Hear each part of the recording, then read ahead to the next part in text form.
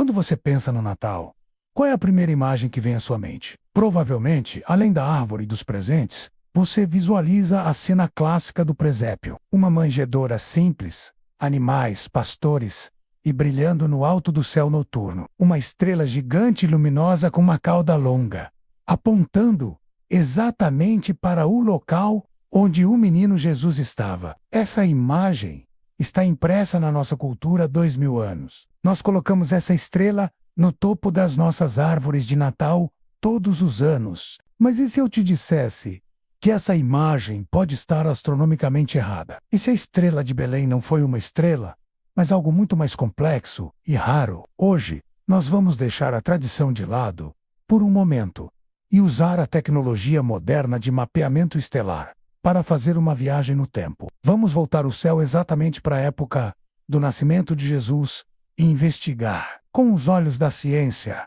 o que realmente guiou os magos do Oriente. Seria um cometa, uma explosão de supernova, um alinhamento planetário raríssimo, ou apenas um mito religioso? A resposta está escrita nas estrelas. Para começarmos essa investigação forense do céu, precisamos primeiro ajustar o nosso relógio. A maioria das pessoas acredita que Jesus nasceu no ano 0 ou no ano 1, mas historiadores e astrônomos sabem que isso é um erro de cálculo feito por um monge no século 6. Sabemos pela Bíblia e pelos registros romanos que Jesus nasceu durante o reinado do rei Herodes o Grande. O problema é que Herodes morreu no ano 4 a.C.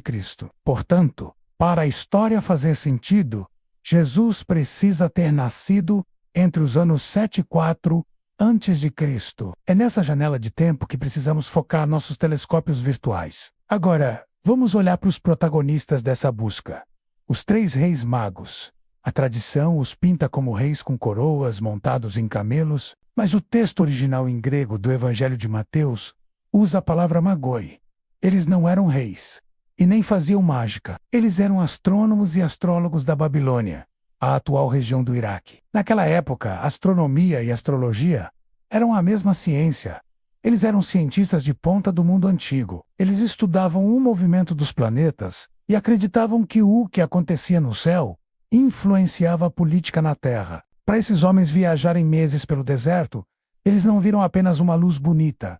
Eles viram uma mensagem, um código cósmico que dizia que um novo rei poderoso havia nascido em Israel. A primeira teoria que surge é a do cometa. Muitos pintores renascentistas, como Giotto, desenharam a estrela de Belém como um cometa rasgando o céu. E de fato, astrônomos chineses registraram cometas nessa época. Mas existe um problema cultural grave nessa teoria. No mundo antigo, cometas não eram vistos como bons presságios. Pelo contrário, cometas eram arautos da desgraça, sinais de que um rei morreria ou de que uma praga viria. Se os magos vissem um cometa, eles não viajariam para celebrar um nascimento.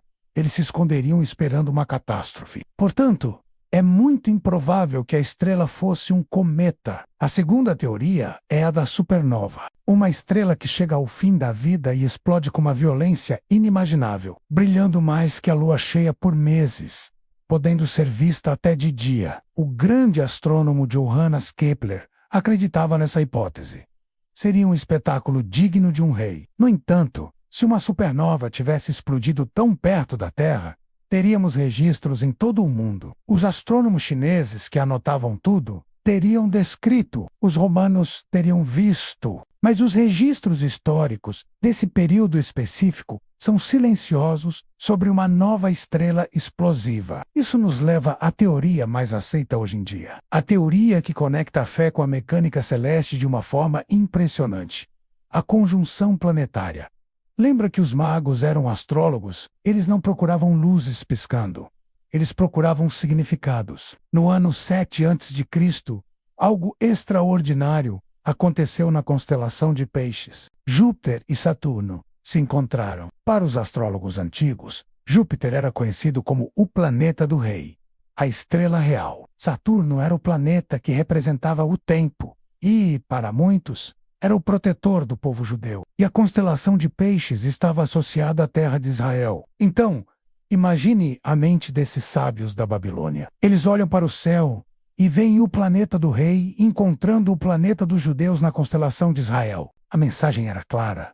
Um rei dos judeus nasceu em Israel. Mas não foi só isso. O alinhamento foi tão raro que aconteceu 3 vezes no mesmo ano. Em maio, em setembro e em dezembro do ano 7 a.C. Isso é chamado de tripla conjunção. É como se o céu estivesse gritando a mensagem repetidamente para garantir que eles entendessem. Isso explicaria por que os magos fizeram a viagem e por que Herodes e os habitantes de Jerusalém não viram nada de diferente. Para Umiligo, Júpiter e Saturno pareciam apenas estrelas normais, mas para os especialistas que sabiam ler o céu, aquilo era um grito silencioso de mudança de era. Mas ainda falta resolver um mistério bíblico. O Evangelho de Mateus diz que a estrela ia diante deles, até que chegou e parou sobre onde estava o menino. Como uma estrela para no céu, as estrelas se movem continuamente de leste para oeste, devido à rotação da Terra.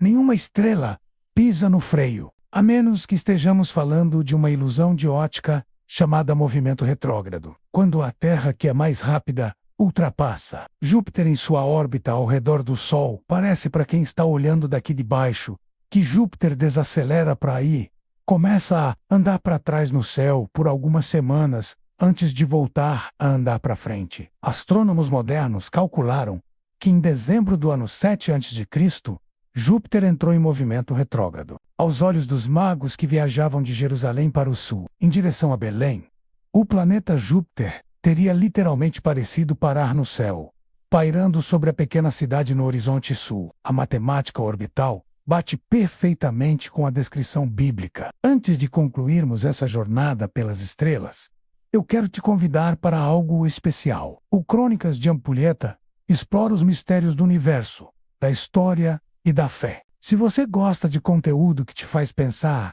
e olhar para o mundo de outra forma, esse é o seu lugar. Inscreva-se no canal e venha desvendar o próximo enigma com a gente. Então, o que foi a estrela de Belém? Muito provavelmente, não foi um objeto mágico criado do nada, mas sim uma dança cósmica precisa e rara entre Júpiter e Saturno, planejada nas engrenagens do Sistema Solar desde o início dos tempos. Para os céticos, é uma coincidência astronômica fascinante. Para quem tem fé, é a prova de que o universo inteiro opera em uma harmonia divina, onde os astros se alinham para marcar momentos que mudam a história da humanidade. Seja você um homem da ciência ou um homem de fé, a mensagem continua a mesma. Há 2000 anos, homens olharam para cima, viram uma luz e decidiram seguir uma jornada em busca de esperança. Talvez, neste Natal, quando você olhar para a estrela no topo da sua árvore, você se lembre de que a realidade pode ser ainda mais incrível do que a lenda. Júpiter e Saturno, os gigantes gasosos, dançando no escuro do espaço para anunciar uma nova era. Espero que essa investigação tenha iluminado o seu fim de ano. Se você gostou de saber a verdade astronômica por trás do Natal, deixe seu like e compartilhe esse vídeo com sua família. Quem sabe isso não vira o assunto da ceia? Eu fico por aqui, observando o céu e virando a ampulheta. Feliz Natal e até o próximo mistério.